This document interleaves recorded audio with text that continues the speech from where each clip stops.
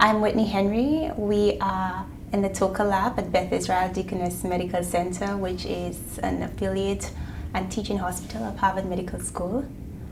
I'm a Ph.D. candidate studying cancer cell biology. I am an international student. I was born in a small Caribbean island called St. Lucia. I highly recommend.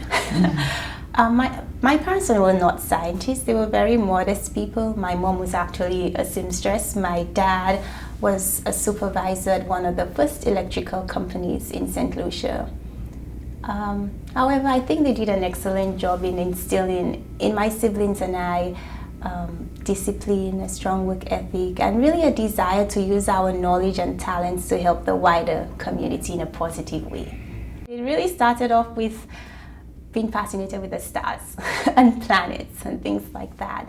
And then it blossomed into intrigue with chemistry and physics. And then eventually, when I came to the US, I got more interested in biomedical research. So I think that's my connection to biomedical research. I feel that I could use my knowledge and passion of science to ultimately help society in a positive way.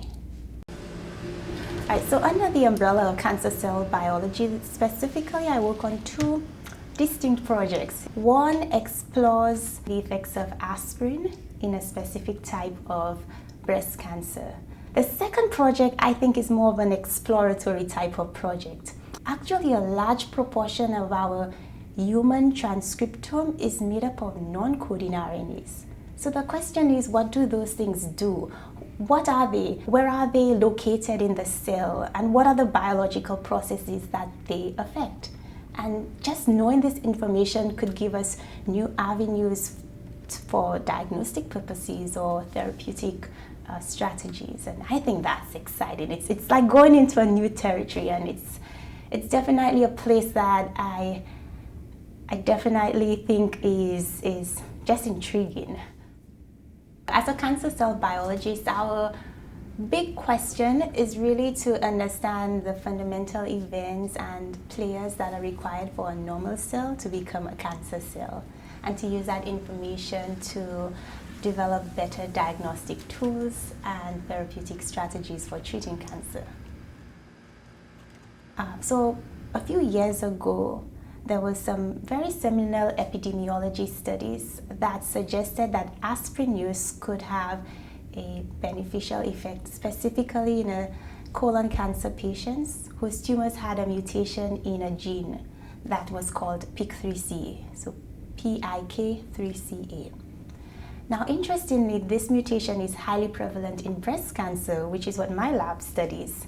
So we asked the question, well, does aspirin have a chemotherapeutic effect in PIK3CA mutant breast cancer? And so far, our study suggests that it does. And if that's the case, then how does that work on a molecular level?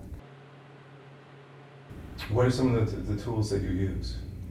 It varies. There's a wide gamut. We start off with more cell-based assays where we look at cancer cells and we perform various molecular and biochemistry techniques to probe the cell, to look at how different proteins in the cell communicate with each other. Long term, it would be awesome to do a clinical trial, combining aspirin with various drugs to see whether it is efficacious in the wider population.